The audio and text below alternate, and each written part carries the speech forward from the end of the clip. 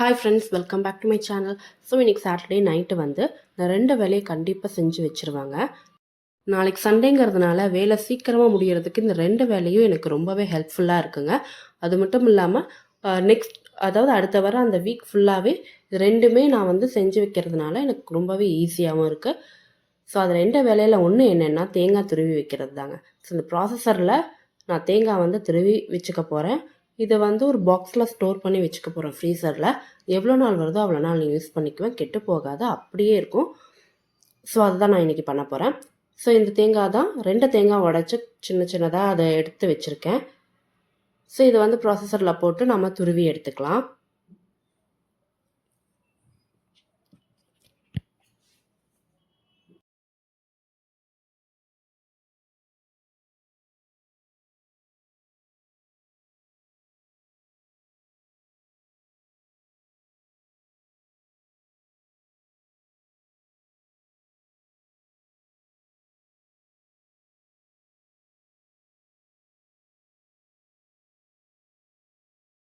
தேங்காய் துருவி எடுத்தாச்சுங்க. இதை வந்து நம்ம கண்டெய்னரில் ஸ்டோர் பண்ணி வச்சுக்கலாம். இது வந்து ஃப்ரீசரில் நான் ஸ்டோர் பண்ணிக்குவேன். தேவைப்படும் போது கொஞ்சம் கொஞ்சமாக எடுத்து நான் யூஸ் பண்ணிக்குவேன். ஒரு வேலை முடிஞ்சுதுங்க. அடுத்த வேலை என்னென்னா இஞ்சி பூண்டு பேஸ்ட்டு தான் ரெடி பண்ண போகிறேன். ஸோ நாளைக்கு நான்வெஜ் ஏதாவது எடுப்போம். ஸோ அதுக்கு வந்து மாஸ்டராக இருக்கிறது இஞ்சி பூண்டு பேஸ்ட்டு தான்.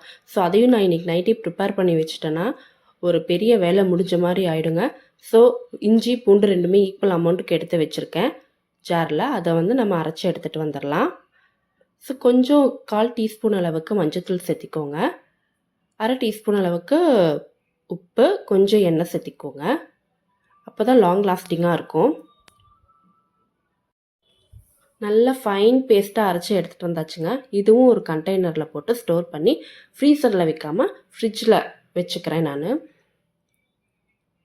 இதுவும் நெக்ஸ்ட் வீக் எனக்கு ஃபுல்லாக வந்து ஹெல்ப்ஃபுல்லாக இருக்கும். நாளைக்கு சண்டேக்கும் ரொம்பவே ஹெல்ப்ஃபுல்லாக இருக்கும். இந்த மாதிரி ப்ரிப்பரேஷன் நீங்கள் என்ன பண்ணுவீங்க?